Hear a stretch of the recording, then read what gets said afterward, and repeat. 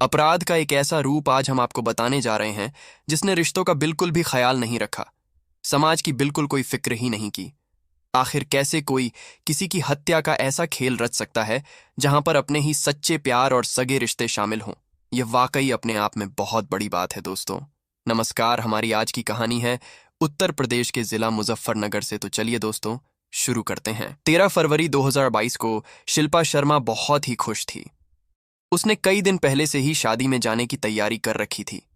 जैसे जैसे 16 तारीख नजदीक आ रही थी, उसकी खुशी बढ़ती जा रही थी। कारण था कि उसे बहुत दिनों बाद काशीपुर जाने का मौका मिल रहा था। काशीपुर में उसके पति अशोक पंडित के ममेरे भाई मनोज शर्मा की शादी थी। इससे पहले वह काफी दिनों तक काशीपुर में रही थी, इसी कारण उसका वहां जाने का मन था। 14 फरवरी को सुबह ही अशोक ने शिल्पा से कहा, शिल्पा, तुम जल्दी से घर का काम निपटाने के बाद तैयार हो जाना। हमें काशीपुर के लिए जल्दी निकलना है। मामा जी ने हमें किसी काम के लिए जल्दी ही बुलाया है। जो शिल्पा कई दिनों से काशीपुर जाने के लिए बेताब थी, पति की बात सुनते ही अचानक उसका चेहरा लटक गया। शिल्पा का लटका चेहरा देखते ही अशोक ने उससे सवाल किया, क्या हुआ? काशीपुर जाने के नाम पर तुम्हारा चेहरा क्यों लटक गया? अशोक का प्रश्न सुनते ही वह बौखला सी गई। उसकी समझ में कुछ नहीं आया कि वह उसके सवाल का क्या जवाब दे। फिर उसने पल भर में ही एक बहाना बनाया, देखो जी, बात यह है कि रात में अचानक मेरी तबीयत खराब हो गई, जिसके चलते मैं आज तो किसी भी हालत में नहीं जा सकती। शादी का घर है, वहां पर कई मेहमान होते हैं, ऐसे में मैं कैसे अपनी केयर कर पाऊंगी? अशोक को शिल्पा की बात समझने में तनिक भी देर नहीं लगी। वह समझ गया कि मासिक धर्म के चलते महिला को कितनी परेशानी उठानी पड़ती है। शिल्पा की परेशानी को देखकर अशोक समय से तैयार हुआ और उसे घर पर छोड़कर मम्मी पापा के साथ काशीपुर के लिए निकल गया। अशोक के घर से निकलते ही शिल्पा ने ऐसे राहत की सांस ली जैसे उसके सिर का बोझ कम हो गया हो। वह अपने बाकी कामों को निपटाने में लग गई।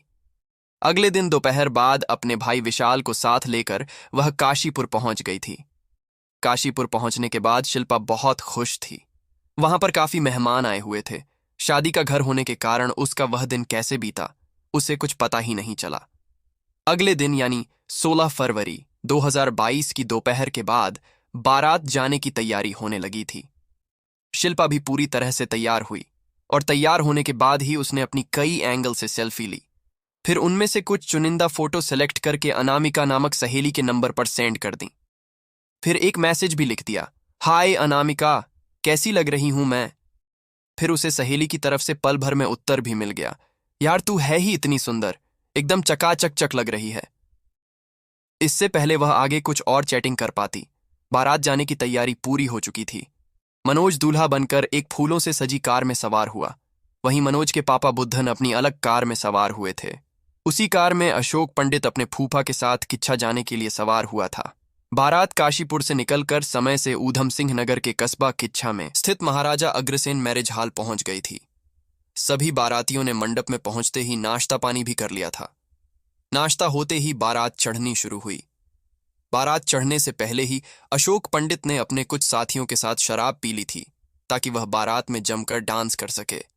उसी दौरान रात के कोई 10:30 बजे एक युवक ने अशोक पंडित को इशारा किया। उसके इशारा करते ही अशोक पंडित बारात छोड़कर उसके साथ चला गया।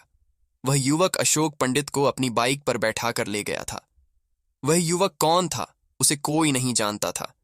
बारात चढ़नी आरंभ हुई, लेकिन उसका कहीं भी अता पता नहीं था। तभी उसके छोटे भाई सुनील ने उसे खोजने की कोशिश की, लेकिन वह कहीं भी दिखाई नहीं दिया। सुनील ने यह बात अपने फूफा बुद्धन सिंह के सामने भी रखी, लेकिन बुद्धन सिंह पर पूरी बारात संभालने की जिम्मेदारी थी। इसी कारण वह बारात छोड़कर कहीं जाने की स्थिति में नहीं थे। बारात चढ़ने के बाद शादी की बाकी रस्में भी पूरी हो गईं, लेकिन अशोक नहीं दिखाई दिया। तब घर वालों ने सोचा कि शायद वह शराब के नशे में होने के कारण काशीपुर चला गया होगा। बृहस्पतिवार की सुबह बारात किच्छा से विदा होकर काशीपुर भी पहुंच गई। काशीपुर जाने के बाद पता चला कि अशोक पंडित रात घर भी नहीं पहुंचा था। इस जानकारी के मिलने पर घर परिवार वाले चिंतित हो गए। परिवार वालों के साथ साथ शादी में आए हुए मेहमान अशोक को लेकर परेशान हो उठे। आखिर अशोक रात से अचानक कहां गायब हो गया था? पति के अचानक गायब होने वाली बात से शिल्पा शर्मा तो पूरी तरह से टूट गई थी। उसका रो रो कर बुरा हाल था। शादी में आए सभी लोग उसे समझाने में लगे थे कि तू परेशान क्यों होती है, अशोक अपने किसी दोस्त के साथ चला गया होगा, वह घर वापस आ जाएगा। लेकिन शिल्पा किसी की बात मानने को तैयार नहीं थी। उसी दिन सुबह के कोई 8 बजे थाना पुलभट्टा के थाना प्रभारी राजेश पांडेय को सूचना मिली कि बरा के नजदीक सड़क किनारे खून से लथपथ एक व्यक्ति का शव पड़ा हुआ है। सूचना पाते ही थाना प्रभारी राजेश पांडेय और सीओ ओम प्रकाश शर्मा घटनास्थल पर पहुंचे। शव बरा से लगभग 1.5 किलोमीटर दूर खट्टीमा हाईवे के किनारे पड़ा हुआ था। पुलिस ने घटनास्थल पर पहुंचते ही आसपास की जांच पड़ताल की। हत्यारों ने मृतक के सिर, गले और पेट पर चाकू से कई वार किए थे। मृतक की लाश पूरी तरह से खून से लटपट थी, लेकिन घटनास्थल पर कहीं भी खून पड़े होने के कोई निशान नहीं दिखाई दे रहे थे, जिससे साफ जाहिर था कि युवक की किसी अन्य जगह पर हत्या कर उसे यहां पर लाकर डाला गया है। लाश के पास से ही एक बैग मिला था, जिसमें कुछ कपड़े और शराब की 3 बोतलें भी रखी हुई थीं। मृतक के पास से कोई मोबाइल भी नहीं मिला था। पुलिस ने वहां मौजूद लोगों से उसकी शिनाख्त करानी चाही, तो सभी ने उसे पहचानने से साफ मना कर दिया। मृतक की शिनाख्त न होने के कारण पुलिस ने उसकी लाश मोर्चरी में रखवा दी।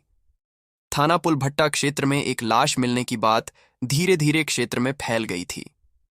यही बात किच्छा में पहुंची तो मनोज के ससुराल वाले लाश को देखने के लिए पहुंचे।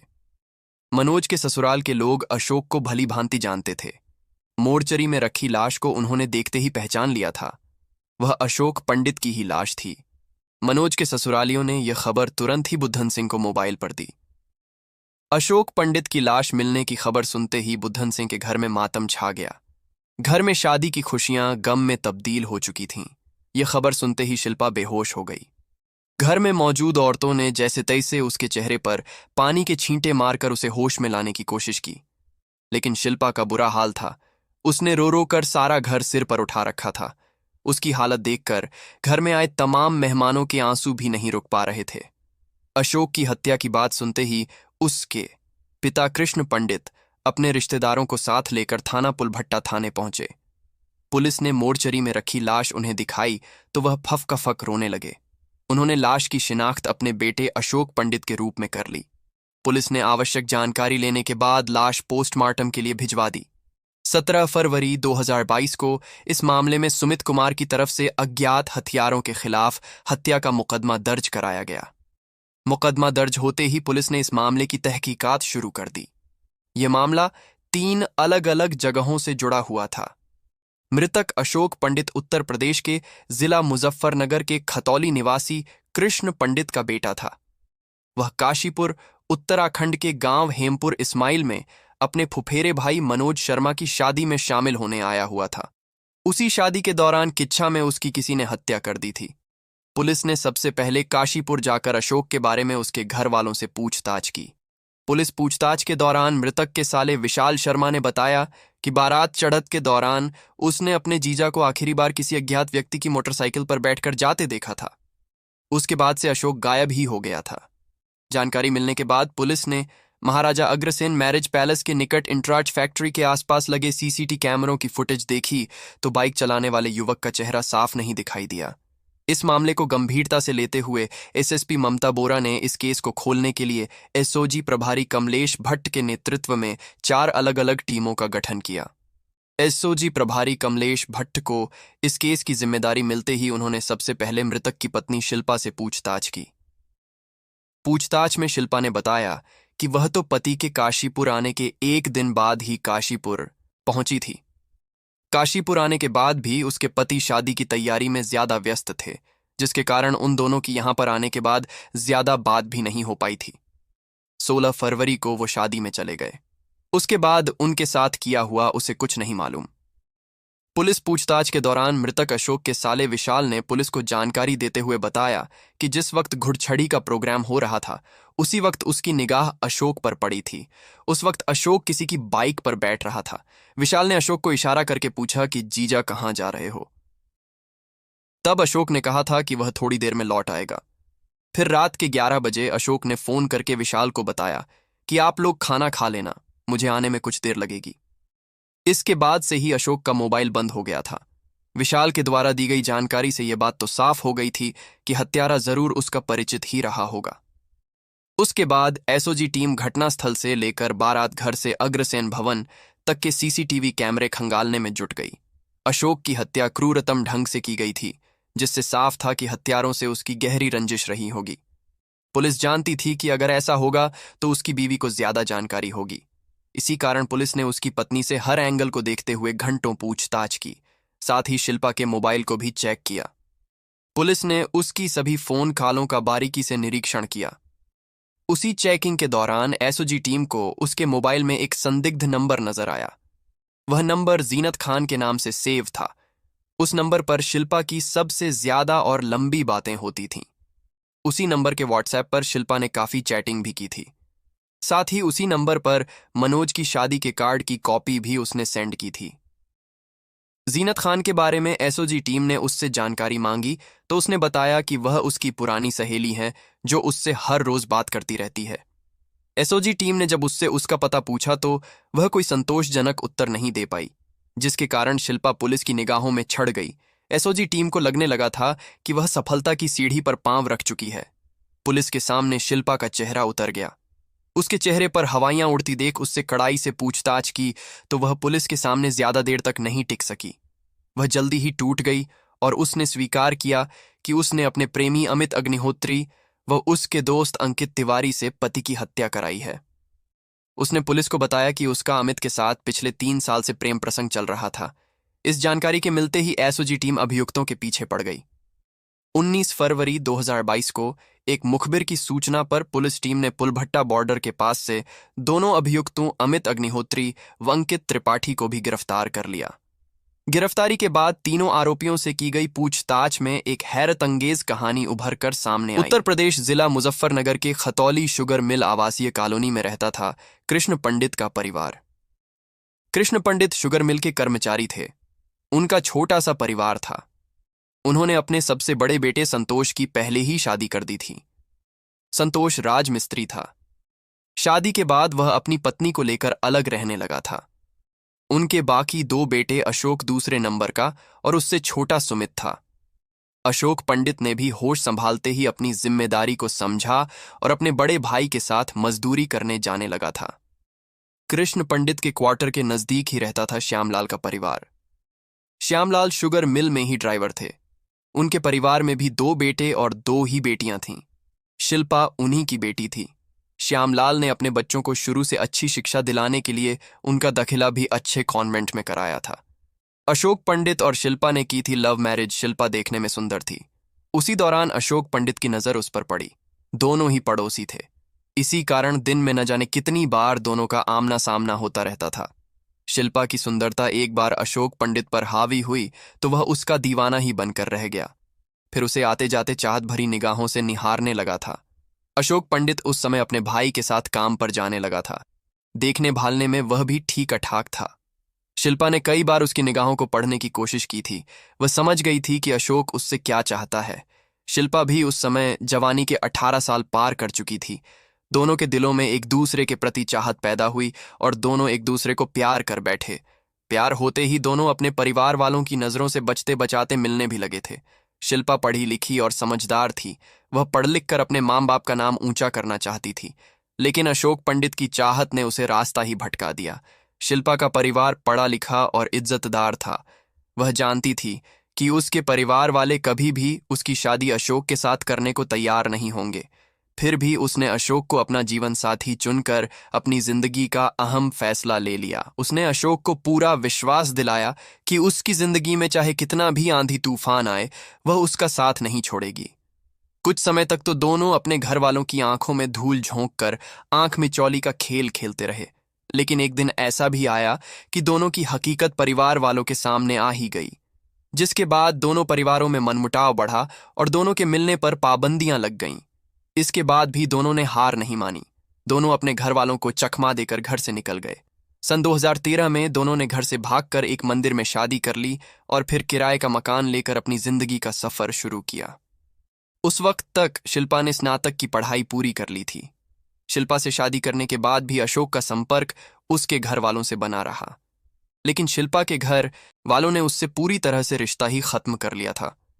उसके बाद वह कई बार अशोक के साथ खतौली उसके घर गई, लेकिन उसके घर वालों ने उसकी तरफ एक नजर उठाकर भी नहीं देखा।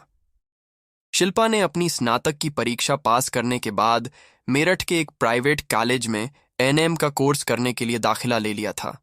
उसका एएनएम का कोर्स भी पूरा हो चुका था। शिल्पा को उम्मीद थी कि एएनएम कोर्स करने के बाद किसी अस्पताल में एक नर्स के रूप में काम कर लेगी, जिसके सहारे उसकी गुजर बसर हो जाएगी। शिल्पा को इसके बाद भी आशा थी कि शादी के कुछ दिन बाद उसके घर वाले मान जाएंगे, लेकिन उसके अरमानों पर पानी फिर गया था। उसके सपने तो चकनाचूर हो ही गए थे। अशोक की कमाई से उसके सपने साकार नहीं हो सकते थे। शिल्पा ने कभी एक डॉक्टर बनने के सपने संजोए थे, लेकिन प्यार की धारा में उसके कदम ऐसे लड़खड़ाए कि उसे अब अपना भविष्य ही अंधकारमय लगने लगा था। शिल्पा से शादी करने के कुछ समय बाद ही वह उसे लेकर काशीपुर में अपने फूफा बुद्धन सिंह के घर चला आया। काशीपुर चले आने के बाद वह राजमिस्त्री का काम करने लगा था, जो अब शिल्पा को अखरने लगा था। अशोक काशीपुर में जिस मकान में किराए पर रहता था, उसी मकान में रहता था संजीव। बरेली निवासी अमित अपने चाचा के पास आता जाता रहता था। अमित पढ़ा लिखा था। वह रुद्रपुर में टाटा मोटर्स में नौकरी करता था।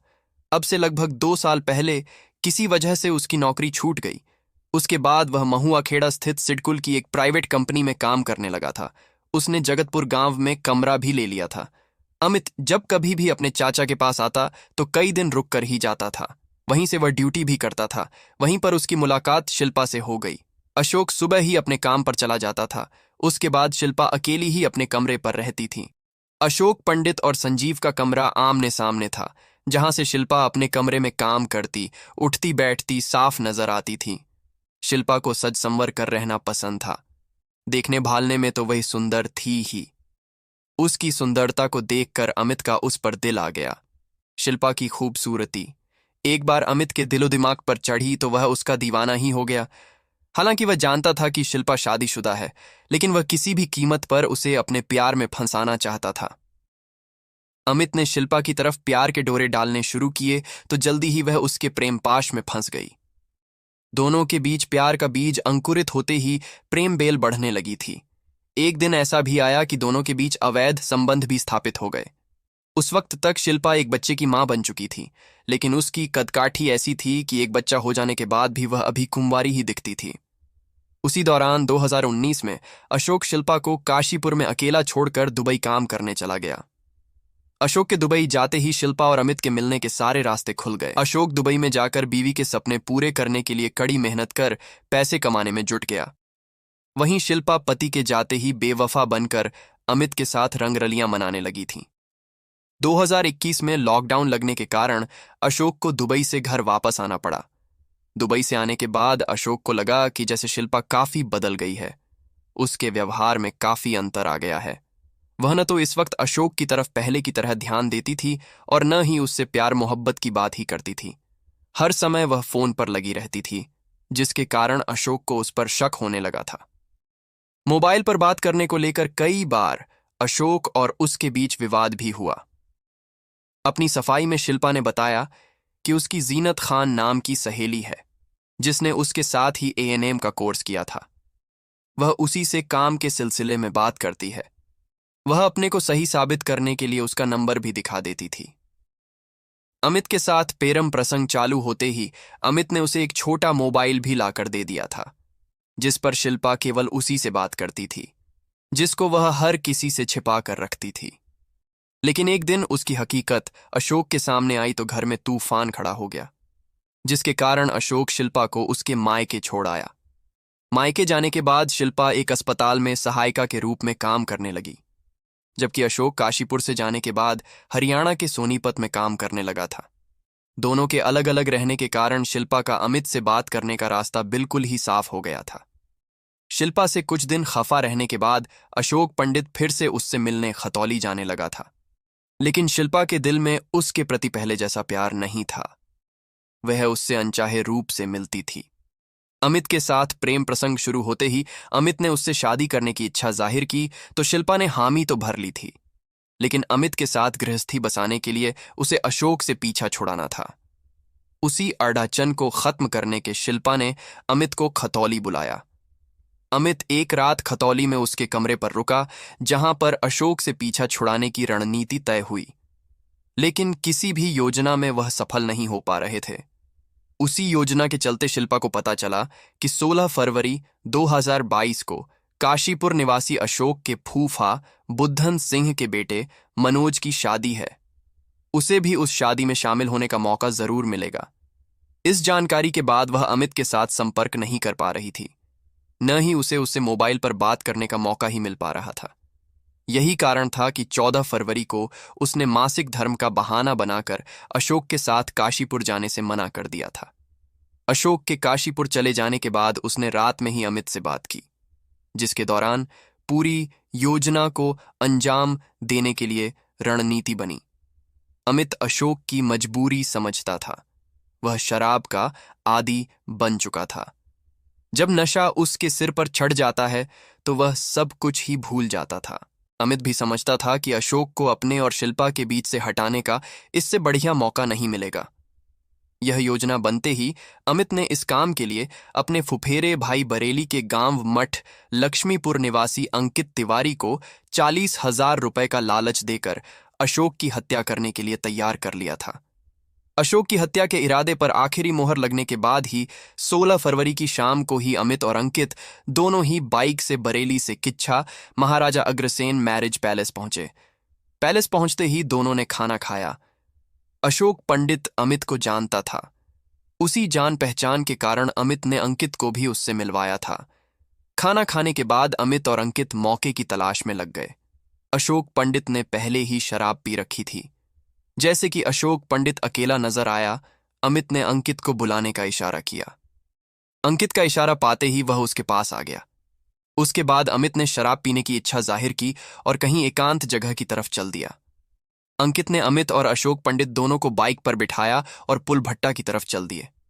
फिर एकांत जगह पर बाइक रोककर अंकित ने अपने साथ थैले में लाए हथौड़े से अशोक पंडित के सिर पर कई वार किए, जिसके बाद अशोक तुरंत ही बेहोश होकर नीचे गिर गया। अधिक खून के निकलने की वजह से कुछ ही देर में अशोक पंडित वहीं पर ढेर हो गया। अशोक पंडित के खत्म होते ही दोनों उसे खींचते हुए सड़क के बाईं ओर झाड़ियों में ले गए। झाड़ियों में ले जाने के बाद दोनों ने क्रूरता दिखाते हुए चाकुओं से उसे बुरी तरह से गोद डाला। अशोक को मौत की नींद सुलाने के बाद हथौड़ा और चाकू पास के खेत में फेंक दिए। फिर दोनों बाइक से रात में ही बरेली चले गए। अगले दिन 17 फरवरी को 9:15 बजे अमित ने शिल्पा को फोन कर उसकी हत्या की बात बताई। इस केस के खुलते ही पुलिस ने अभियुक्त अमित और अंकित की निशानदेही पर बाइक, चाकू, हथौड़ा व वारदात के समय अभियुक्तों के द्वारा पहने गए कपड़े भी बरामद कर लिए थे। अभियुक्तों की गिरफ्तारी के बाद पुलिस ने दर्ज केस में धारा 34C 201 ICB की जोड़कर मुकदमा दर्ज किया। पुलिस ने इस केस के तीनों आरोपियों शिल्पा शर्मा, अमित अग्निहोत्री व अंकित तिवारी को कोर्ट में पेश कर जेल भेज दिया था। दोस्तों, इस पूरी घटना के बारे में आपकी क्या राय है, कमेंट बॉक्स में जरूर बताएं। और अगर हमारी मेहनत पसंद आई हो तो इस वीडियो को लाइक करते हुए शेयर भी करें और हमारे चैनल को सब्सक्राइब कर लीजिए। जय हिंद।